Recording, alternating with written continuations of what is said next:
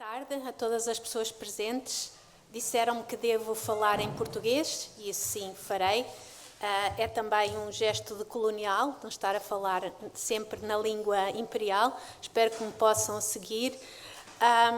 Eu acho que a proposta que eu tenho pode vir na sequência das propostas anteriores, especialmente da Nádia, porque eu venho da teoria da cultura, é daí que falo. Vou falar de teoria colonial e gostava primeiro, como se impõe, dizer que eu sou uma mulher branca, europeia, que produz as minhas reflexões a partir do que aprendo, sobretudo com mulheres africanas, que é a isso que me dedico, inclusivamente com as minhas filhas negras. É esse o meu lugar de fala. Mas interessa-me muito a questão da cultura nesta relação com o marxismo, com o feminismo, é disso que eu vou falar. E, provocatoriamente, eu tinha colocado aqui, para além do título que eu dei à minha proposta, que é a Revolução ou será feminista decolonial ou não será,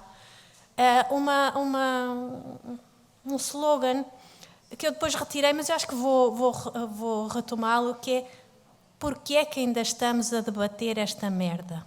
Desculpem, isto vem direto em inglês, mas eu aqui incluo, e na linha do que o João disse, porque é que ainda estamos a debater o que é feminismo, desde que até, enfim.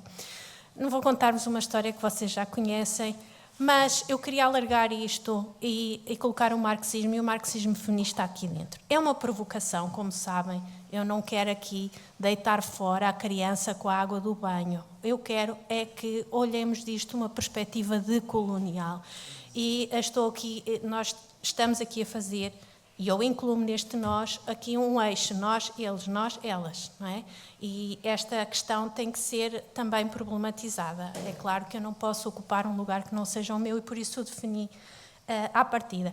Em vez daquela frase, eu escolhi outra para começar pelo menos a primeira parte do meu contributo, e eu tinha aqui um cronómetro que não liguei, que é: isto não é o Bangladesh. Quem está em Portugal saberá que isto é um slogan proposto pelo candidato da extrema-direita à presidência da República. Isto não é o Bangladesh. Subtítulo: a hipervisibilização da mulher outra no debate político em Portugal. A atualidade portuguesa é marcada pela ascensão da extrema-direita, que ocupa todos os espaços de debate público com um discurso de ódio xenófobo e racista focado na imigração e cristalizado no slogan "Isto não é o Bangladesh", pelo respectivo candidato à presidência da República.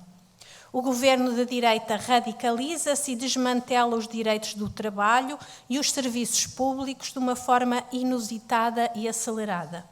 Neste quadro, as mulheres racializadas, não cristãs, migrantes, tornam-se hipervisíveis em disputas ideológicas que as invocam de maneira diversas.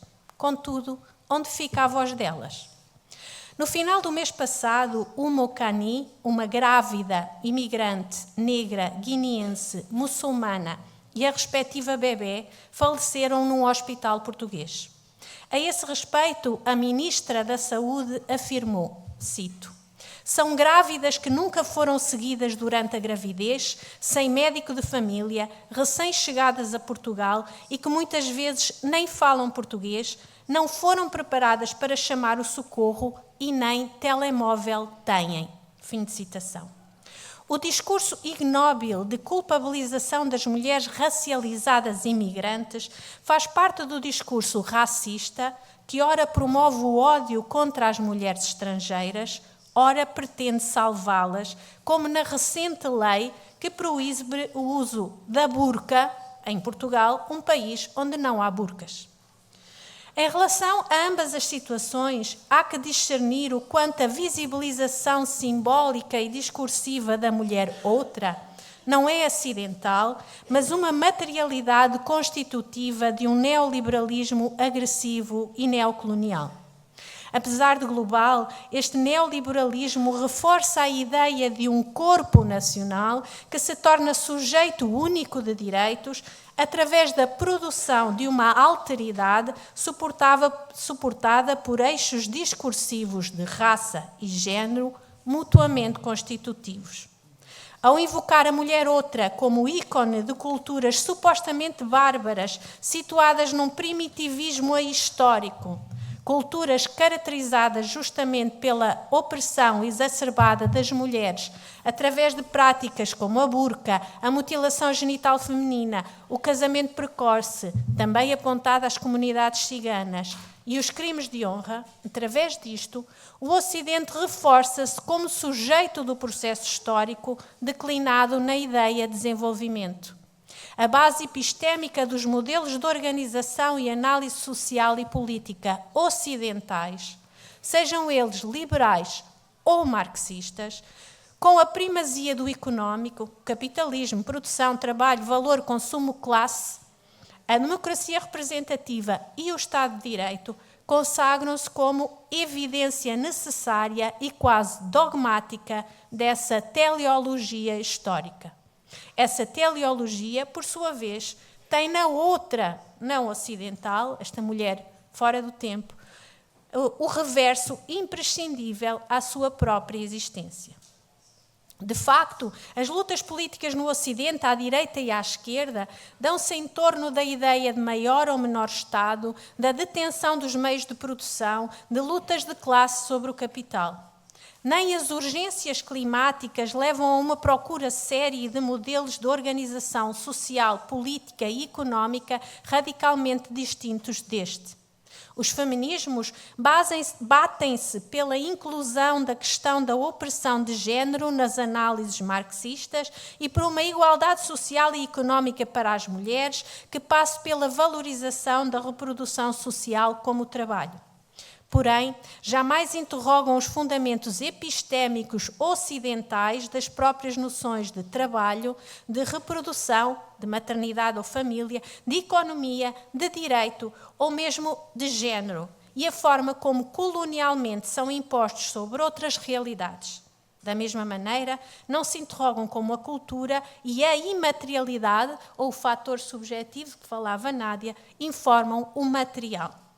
O resultado, como afirma Gayatri Spivak no seu artigo fundamental Can the Subaltern Speak, de 1988, há tanto tempo, é que não somente a mulher subalterna ficará muda, mas que o subalterno empírico real é irresgatável, por ser ficcionado a partir de uma nomeação de poder nos termos dos mestres do Norte, sejam eles Kant, Hegel, Marx, Foucault. O seu livro Critique of Postcolonial Reason, de 1999, consiste exatamente numa crítica filosófica e política dos códigos que impedem a escuta da subalterna que fala, os do Norte e também os dos patriarcados do Sul. Sobre Marx, Spivak constata que as realidades não ocidentais são subsumidas por conceitos como Asian Mode of Production, que aparentemente revelam uma abertura a modelos não lineares e não teleológicos da narrativa da história com temporalidades distintas. Uma consideração mais atenta, porém, verifica que os termos de referência para estas temporalidades continuam a ser os da narrativa marxista, materialista, dialética, com eixo no capitalismo e em conceitos a priorísticos como produção ou classe, que não dão conta da heterogeneidade das sociedades globais. Assim, para Spivak, ao tornar visível na sua teoria um modo de produção asiático, o marxismo sobrepõe a sua ficção do outro ao outro real, invisibilizado e silenciado pelo próprio conceito que pretende representá-lo. É verdade que existe um marxismo negro e africano protagonizado por muitos pensadores antirracistas e anticoloniais, como Aimé Césaire, Frantz Fanon, já aqui mencionado, Kwame Nkrumah ou Amílcar Cabral.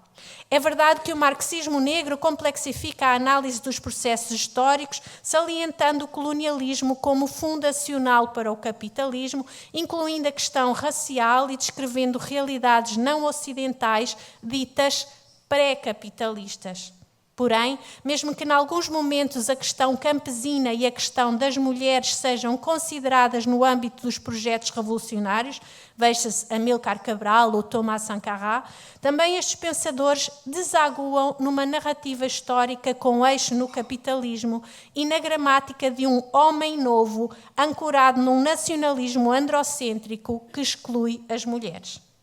Há, pois, um vazio ou um apagamento do lugar das mulheres colonizadas e racializadas, quer pelo edifício teórico marxista negro, quer pelo marxista feminista, conforme explicou Spivak a partir das mulheres subalternas da Índia. Veja-se a sua reflexão em torno da representação, que também é retomada pela feminista indiana Chandra Talpade Mohanty ao citar a célebre frase do 18 do Brumário de Marx: "They cannot represent themselves, they must be represented." Com esta frase denuncia o imperialismo dos feminismos do Norte, a representação das mulheres do Sul como vítimas, ignorantes, presas na tradição, incapazes de pensar a própria emancipação, conduz à imposição de receitas ocidentais para estes problemas por parte do feminismo civilizatório, na designação de Françoise Vergès. Está em causa, por exemplo, a confusão de interseccionalidade com descolonização. É verdade que, em relação a sistemas económicos de opressão, dos quais deriva a noção marxista de classe, o feminismo marxista acrescentou a opressão de género. É verdade que os movimentos de mulheres negras nos Estados Unidos, alguns de inspiração marxista, como o Combahee River Collective nos anos 70, acrescentaram a opressão de raça.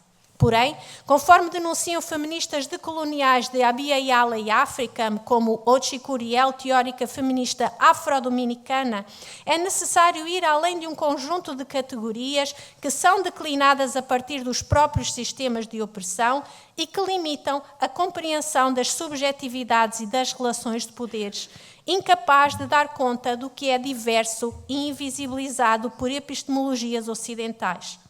Não se trata apenas de entender o que em cada lugar se entende por género, classe e raça, o que já é muito importante, veja-se, por exemplo, o que explica Angela Davis em Mulheres, Raça e Classe, a partir da realidade de mulheres escravizadas nos Estados Unidos. Trata-se, sobretudo, de perceber que não somente a classe e a raça são construções coloniais, mas também o género é um produto da colonialidade, como denunciam a argentina Maria Lugones ou a nigeriana Oyeronki Oeuma. Mulher é um conceito ocidental no qual não cabem as mulheres racializadas e do Sul, as quais surgem sempre em relação a este conceito normativo como um desvio ou uma aproximação. The female as a woman. Neste quadro ocidentalizado, as mulheres outras concretas, sejam elas grávidas, migrantes, mulheres muçulmanas, mulheres negras ou ciganas, só parecem existir enquanto problemas ou vítimas. O foco do olhar nunca recai sobre as suas subjetividades, sobre o modo como se entendem e concebem o seu bem-viver e a sua dignidade. No debate que se realizou em Portugal sobre a burca, muitas feministas observaram que a proibição da burca mais não faz do que alimentar a islamofobia, que acabaria isolando as mulheres. Porém, não houve nem espaço nem tempo para as mulheres muçulmanas descreverem quem são e formularem os seus desejos, que é a base da construção de toda e qualquer reivindicação política. Inclusivamente não lhes cabe a elas responder à questão do véu, que pouco lhes dirá e que as invisibiliza por detrás do problema. Também às mulheres negras pouco mais se pergunta do que se realmente são ou não seguidas pelo Serviço Nacional de Saúde, se têm ou não um número de segurança social, se têm ou não um contrato de trabalho. Ou seja, se estabeleceram ou não uma relação com o Estado e com a economia formal, como se estas mulheres não existissem enquanto sujeitos antes e para além dessa relação, que as invisibiliza como anómalas. De resto, o domínio da chamada informalidade, onde trabalham mais de 60% dos trabalhadores e a maioria das mulheres do Sul global, só a muito custo e muito tardiamente tem vindo a aparecer em estudos de filiação marxista.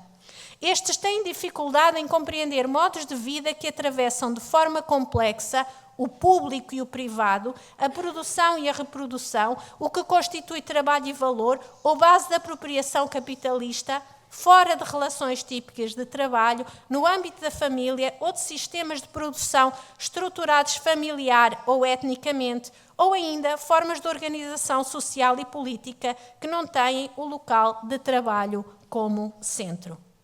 Esta seria talvez a descrição do Bangladesh, que, diz a extrema-direita em Portugal, não é Portugal. Tenho dúvidas, porém, se a esquerda, nós todos aqui, deixaríamos de concordar com esta declaração de facto, despida das suas conotações racistas, e se esse acordo não estaria misturado com uma inconfessável satisfação com o nosso lugar numa hierarquia civilizacional e de desenvolvimento. De resto, o lugar do trabalho migrante no Norte, em particular o trabalho de mulheres, quando não cabe na designação de precário, é ainda o da invisibilidade. Inclusivamente quando se trata de pequenas empresas de iniciativa feminina, com pessoas, outras mulheres, assalariadas, em estruturas que funcionam também como acolhimento na chegada ao país, em territórios tidos como paralelos. O caso de Uma Okani não nos disse muito sobre ela, mas sobre as falências de um Estado sempre encarado como providencial e nunca como produtor de exclusões na sua configuração nacionalista de base. Rita Segato, antropóloga que analisa a relação do Estado ocidental moderno com as comunidades indígenas, explica-nos como este é incapaz de proteger as mulheres de uma violência que ele próprio provoca, ao destruir as sociabilidades que permitem às mulheres entenderem-se e protegerem-se, retirando com uma mão o que pretende dar com a outra. Para mulheres como Uma Okani, para mulheres ciganas, por exemplo, qualquer relação com o Estado configura uma violência. Não se trata apenas de conseguir uma igualdade de direitos e oportunidades em relação às mulheres nacionais. Quais são estas? Mas de perceber que mesmo a igualdade implica um normativo que sempre obrigará à amputação de subjetividades materializadas em relações diversas com diferentes lugares e funções sociais. E passo agora a uma conclusão a que chamei, mais uma vez, provocatoriamente, conversas de brancos para brancos, ou de brancas para brancas, ou New Tools to Dismantle the Master's House, parafraseando Audre Lorde. No que diz respeito a este terceiro mundo presente no Norte, refere Mohanty que quando o Ocidente desenha o seu outro a partir do eixo das relações económicas entre países desenvolvidos e países em desenvolvimento, uma relação colonial, faz desaparecer também, por um lado, as ideologias e, por outro lado, as heterogeneidades das mulheres. Mohanty, como Spivak, que as feministas africanas desde os anos 80 criticam o reducionismo económico de um modelo ocidental de ajuda para mulheres pobres, que pressupõe que as mulheres existem como categoria consistente antes da entrada num processo de desenvolvimento material, assente na classe, concebido e desencadeado pelo Ocidente.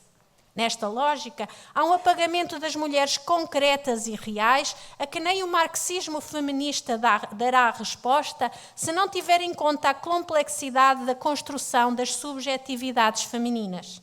Para além disso, numa perspectiva decolonial, para entender o próprio poder, há que ir além das dinâmicas definidas pelo Ocidente, sejam elas capitalistas ou marxistas, nas quais, como constata Mohanty, não parece ser possível um caminho para além das estruturas binárias das lutas, em que grupos sem poder passam a poderosos, como aconteceria com as mulheres numa perspectiva feminista, sem haver mais do que uma inversão do que já existe.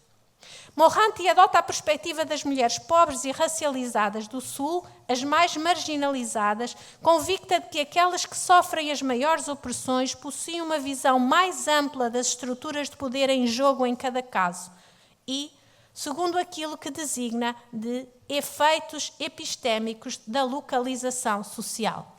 Cito: se prestarmos atenção ao espaço das comunidades de mulheres mais marginalizadas do mundo e pensarmos a partir dele, teremos mais probabilidade de imaginar uma sociedade democrática e justa, capaz de tratar todos os seus cidadãos e cidadãs de forma justa. Inversamente, se começarmos a nossa análise no espaço de comunidades privilegiadas e a limitarmos a ele, as nossas visões de justiça têm mais possibilidade de serem excludentes, porque o privilégio alimenta a cegueira em relação àquelas pessoas que não têm os mesmos privilégios. De facto, os feminismos asiáticos, africanos e da Abya Yala, os feminismos comunitários, indígenas, os ecofeminismos e os feminismos radicais do Sul têm sido os maiores portadores de possibilidades de transformação na contemporaneidade. Veja-se, por exemplo, as propostas de um entendimento não capitalista e não utilitário da relação com a natureza, que deve escapar à noção de propriedade, como aquelas que culturas indígenas e os seus mundos encantados levaram à presente COP30. Ou os pressupostos comunitários que desfazem a centralidade do indivíduo e do paradigma ocidental de direitos e do Estado moderno ocidental em modelos coletivos e horizontais de aprofundamento da democracia. Ou as práticas de apoio mútuo tradicionais de mulheres, que fundem iniciativa económica com cultura e ritual e que as empoderam enquanto indivíduos e enquanto coletivos. Ou ainda a reivindicação de que deve ser retomado um pluralismo histórico no devir dos povos e de que a cultura e o simbólico devem informar as análises materiais para que normativos homogéneos de igualdade e desenvolvimento não violentem os não conformes. Assim, de um ponto de vista feminista decolonial radical, debater Marx, o marxismo feminista, ou até a descolonização de Marx, constitui mais uma conversa branca, que é colonial por não abdicar dos termos com que se inicia a discussão e que a determinam. Talvez seja o momento de percebermos do alto do nosso privilégio que para as mulheres do Sul, que fazem as lutas a partir dos seus contextos particulares, com as suas ferramentas discursivas, materiais e simbólicas, Marx nem sequer existe e que isso não tem a mínima importância. Pelo contrário, o estabelecimento por parte das mulheres do Sul global, subalternizadas, dos termos, da linguagem e de uma gramática e de uma epistemologia próprias para o entendimento de si, do mundo, da cultura e da natureza, da ordem social e política e de como se situar nelas, a partir de noções outras de dignidade e de bem viver, é a própria condição radical da sua liberdade e o pressuposto sine qua non de uma revolução feminista e decolonial. Um olhar que parte de Marx e não destas mulheres, nomeará e declinará o poder sempre a partir de premissas ocidentais, o que corresponde a um gesto de superioridade epistemológica, colonial e subalternizadora. O Mokani não pode já falar, mas se pudesse não seria escutada. Em breve a sua vida precária será esquecida e o sistema retomará a sua existência imperturbada, colocando tantas outras Umokani no lugar da assombração de que os paradigmas políticos e económicos europeus, afinal, necessitam para se manterem, para tremerem episodicamente e para depois continuarem. Desta maneira, mais não faremos do que reproduzir as ferramentas do amo. E a revolução, aquela que tem de ser feminista e decolonial, ficará mais uma vez adiada. Muito obrigada.